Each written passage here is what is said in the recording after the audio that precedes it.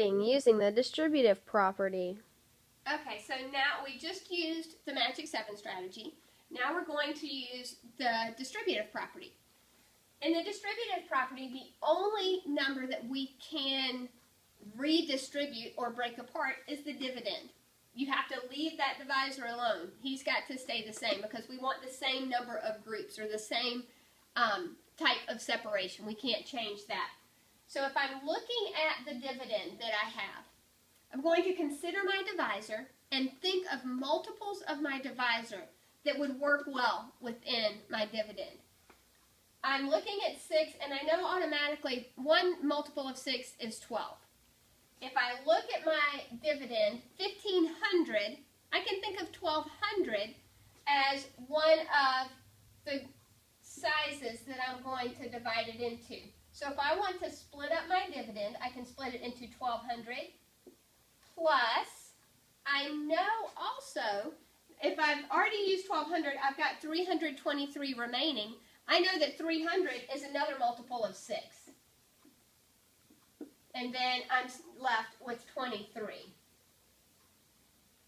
So if I've chosen to split up my dividend into these 3 amounts, if I added these 3 all back together, I'd get the same dividend. What I'm going to do now is do 1,200 divided by 6, 300 divided by 6, and 23 divided by 6.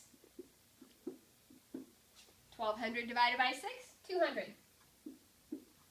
300 divided by 6 is 50. And 23 divided by 6, it's not going to give me, it's not going to be of equal groups of 6 because 23 is not a multiple of 6. So I've got to get as close as I can without going over. As close as I can get to 23, splitting them into groups of 6, 3 groups. 3 groups of 6 will give me 18. So I've got to figure out the difference between the amount of groups I've taken care of and what I started with. So 23 minus 18 is going to leave me with 5. So then I come over here, I add these 3 values. They give me a total of 253. And I've got to remember my remainder of 5.